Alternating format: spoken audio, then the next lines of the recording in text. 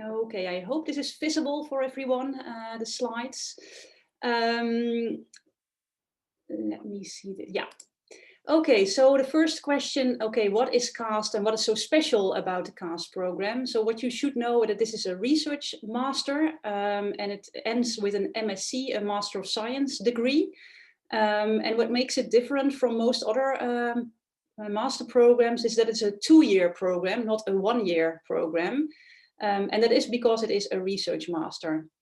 It's a selective program, so that means that you are not automatically admitted to it, but we have a board of admission, and the board of admission selects students who fit the profile, who are good students, and also have the good motivation for this, for studying CAST.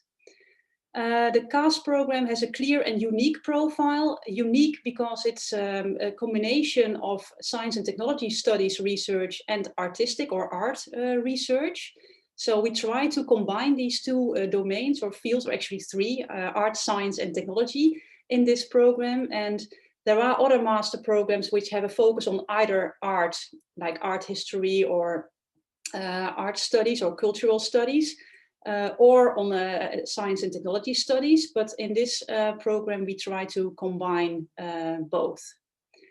The staff of this program is very happy to teach in the CAST program. They often like it because they can link their teaching to their own research, and it's also because they are active researchers themselves that they also like to train students in becoming good researchers. The job perspectives after CAST are quite good. I will show you a diagram later on in this presentation, but students find jobs as PhD students or in research jobs at knowledge intensive institutes as well. And that is really the kind of jobs that we train our students for as well. And we are very proud that our students are very happy about the program in general. So in the last few years in Dutch rankings of master programs, our students were very positive about our program, and CAST ended #1 in 2 of those main rankings in the Netherlands. The focus of CAST, try to summarize it in one sentence on this slide. In CAST, we study how art, science and technology critically reflect society and its challenges, as well as how art, science and technology are shaped by society. So in CAST, we are interested in current societal issues and societal challenges like climate change or the COVID crisis, or issues around surveillance, control and privacy. These are just 3 examples that I think are relevant at the moment, but there are many more examples like these, of course. And what they have in common is that they can be studied, or that science, technology and the arts play a role in all these different crises. So artists reflect on climate change in filmmaking, for instance, but it's also something that has to do with a lot of scientific work and scientific controversy about this theme. So these are topics that we are interested in the CAST program. So we study the interrelation of society with science, technology and art, and we even claim that it's not really possible to properly understand modern culture and society without studying the practices of science, technology and the arts. And just to give you a few examples of how we see this interconnection between these fields of art, science and technology, there are 3 examples on this slide. So what we, for instance, try to do is that we try to apply concepts from science, technology and society studies to understand the arts. For instance, a theory from STS called actor network theory. We try to apply that to the making of artworks, for instance.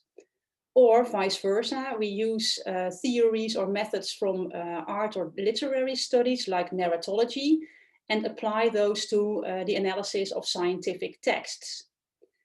Another example is to study parallels between science, technology and the arts, focusing on concepts that they have in common, like creativity, innovation, experimentation and novelty. And as a third example, we look at how the arts incorporate new technologies in their practices. And then you can think of how artists currently use video art and artificial intelligence in their works. So we're really interested in these crossovers between these domains that are often studied, or kept separate, I must say. And I would like to ask Leo to give an example of a topic that he worked on in CAST that kind of exemplifies this interaction between the three domains. Leo. Right, yes. So for the first period this year, I wrote a review essay on how two different fields of study interact. In this case, disability studies, and I used actor network theory, which Aniek already explained is an STS method. And I looked at how they work together. So how disability studies can contribute to actor network theory by increasing the way it can trace politics and power relations, and how actor network theory can look at disability studies by looking at not at what disability is, but how it is enacted and how it functions in society. So the relationship to the cause domains are pretty explicit, I would say, in this case, because there is a definite focus on technological artifacts, also in disability studies and ANT, such as the cochlear implant or wheelchair access, like in accessible architecture in metro systems, for example. And also there is a lot of politics of artifacts that you can see in disability studies, which basically relates to also technology and cultures. So actor network theory, as I already said, allows on the how of disability and not the what. So this paper really goes into the interplay of design, artistic design of disability artifacts, the technology of these artifacts, like these technologies, and the way that these relate to the cultures of disability. Okay, thank you very much, Leo. That's a very nice example. I would like to continue with asking, okay, what is a research master? And to make clear to you that in this research master, we actually train all of the important competencies, relevant competencies of a scientific researcher. And this boils down to at least three. In this case, it's about interdisciplinary research and also doing interdisciplinary research as students. It's the interdisciplinary research here refers to different disciplines that we try to combine and integrate, like philosophy, history, sociology, but also literary studies and art studies in the CAST program. And we also train students in research methods, and not by just lecturing them about this, but also by asking them to apply these research methods in their own research projects themselves. And third, writing skills are very important, and we train writing skills, academic writing skills, throughout all courses, because usually the assessment of a course consists of writing a paper, where of course writing skills are very crucial. What will you learn? I already mentioned the term learning by doing, so hands-on research. You will actually do research in this research master, and you will then also use a variety of qualitative methods. So you will learn about them in workshops, but you will also have to apply those methods. And examples of those methods can be interviewing, ethnographic fieldwork or observations, but also discourse analysis, narrative analysis, are part of the kind of palette of methods that CAST is using. And then it's also important that you will write different authentic academic products. And by that, I mean that the writings in CAST are similar to academic writings that I would also do as a researcher myself. So writing a research article or writing a review article in which you kind of summarize a debate in the academic literature, but also writing a research proposal for funding. These are all different types of papers that students write in the CAST program. You also learn to manage your own projects. So CAST, the program consists of individual research projects, but also group projects or in small teams. And you also learn to set up a project and to work on time management and organization. And that's all part of doing research as well. And then last, acquire funding. I already mentioned the example of writing a research proposal. That's also what you learn in the CAST program. This is how the curriculum looks. The first year and the second year. In the first year, you do courses at our faculty. And here in blue, you can see which academic product is the result of that course. So the review article, a co-authored research paper, a research proposal, a single authored research paper, and a joint project in which you write a report, or it can even be a more practical product like an exhibition catalog, because this is the course where you try to connect to societal stakeholders. So this also often results in a different type of product with different communication styles. And then in the second year, you do your research internship that takes about 4 months from September till January. And then when students return in January, they start on their thesis writing. And the thesis is a very important part of the CAST program because it's really a substantial amount of empirical research that students do there and write up in their master thesis. And in the meantime, students also participate in our own departmental research seminars, or colloquia, we also call them. So CAST is linked to 2 research groups at the faculty. The STS research group and the more like arts and culture research group. And students of CAST are allowed to participate in the colloquia that we organize with external speakers and with a lot of academic debate. What will you do during CAST? So we have a list here: reading, writing, discussing with your fellow students and with your tutors, archival research, interviewing, ethnographic observations, discourse analysis. You will have to give a lot of presentations like we academics have to do as well, and peek into the researcher's kitchen by joining the colloquia that we organize at the faculty. And you see that there are, there's also a variety of different types of meetings, research meetings, workshops, individual and group research, lectures, masterclasses, and then also the research seminars and the thesis research.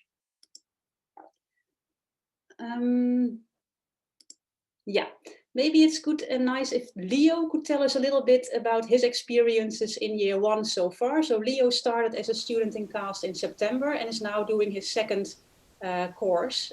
Leo. Right, so I think that my experiences so far are pretty evident from the bullet points that you can also see on the slides.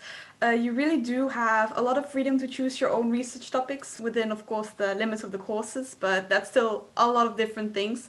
Like for the first period, for example, we had me talking about disability studies and actor network theory. There were also my fellow students who studied big data, who related gender studies to technology, who did art and artificial intelligence. So you really have a broad variety of things that you want to, that if you want to study it and it's related to the program, then you get to study it. So I think that's really great. Also, the staff is indeed very helpful and experienced. If you don't know something, or if you need some help, or even if you just want to talk to a researcher, most of them are perfectly willing to have a chat or help you out or send you some relevant literature if you can't figure it out yourself. So I really do like that they're also very involved with with the program. Also, as during the colloquia, where you can already from the very start see the faces of the researchers from, for example, the MUST group or other scholarly communities related to the CAST program. So I do really like that. If you're dedicated and they can see that you're willing to work for it, they will definitely they're definitely willing to help you out.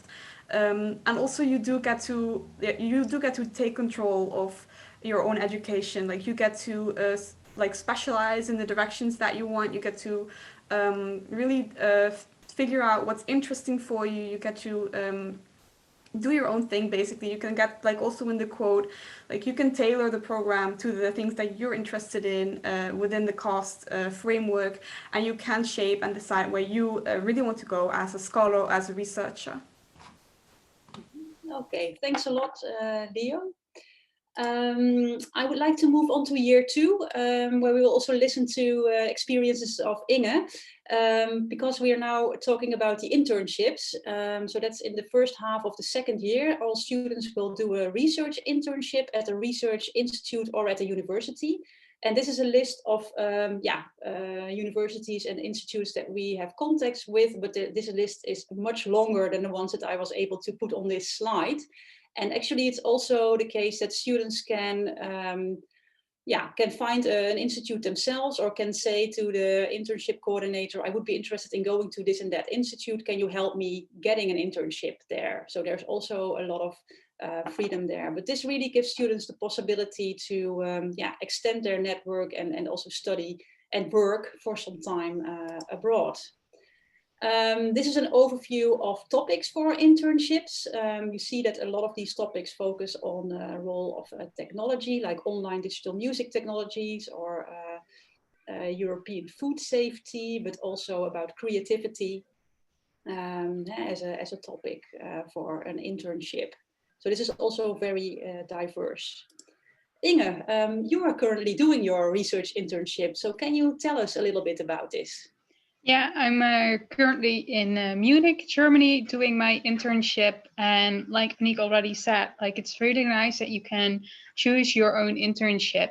So you go online, you look for projects, institute supervisors you would like to work with, and the supervisor coordinator helps you get the internship at the spot you want to go to, as long as it's cost related, of course. And it's very nice to experience a different academic culture. Of course, when you study in Maastricht, go to the colloquiums in Maastricht, you get to know the University of Maastricht and FASOS pretty well. But it's very nice to see how other universities or other institutes do this, and how do they organize these research seminars and so on. And what it becomes pretty clear during the master is that having a network is very important, especially for after cost. And this really helps you establish a network outside of Maastricht, outside the tutors that you work with for 2 years. And like I said, I'm currently doing my internship in Munich at the Technical University of Munich at the Chair of History of Technology, which is situated at the Deutsches Museum. So I have the advantage of gaining a network at 2 different institutes. And my topic is on risk analysis as an evidence practice for safety. So how is risk analysis and numbers, how are they used to argue for or against safety? And in my case, it's on transporting and storing LNG, liquefied natural gas. But they started doing this research regarding nuclear energy. So pretty broad as well. Okay, thanks a lot, Inge. It's very nice to hear about this. I would like to move on to the master thesis, which comes after the research internship. So this is an overview of different thesis topics that students in CAST worked on in the past. And here you can also see that some of the students focus on topics or settings outside of Europe, like ICT and health education in Uganda, or the BT brinjal controversy in India.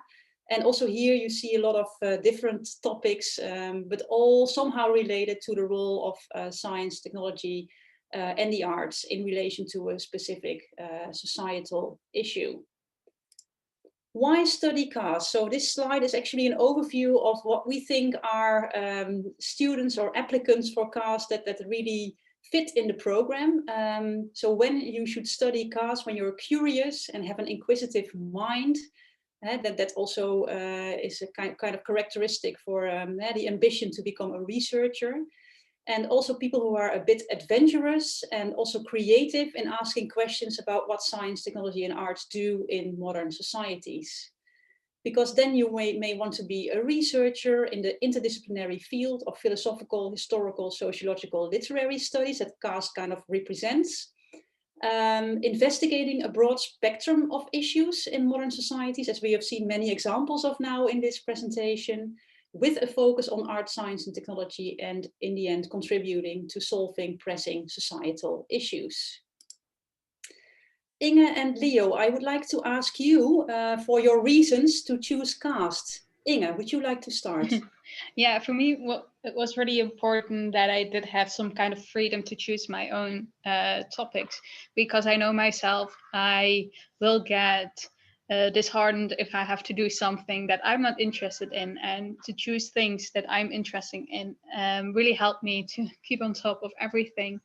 And the fact that this the small scale and personal tutorials that really helped me as well, because my year it's only 9 students, so you get to know your fellow students very well, and you get this personal connection with tutors, and that is really nice.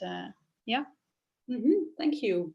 Leo, do you want to add something to this for your own personal reasons to go for CAST? I mean, the interdisciplinarity of the program also definitely played a big part for why I chose it.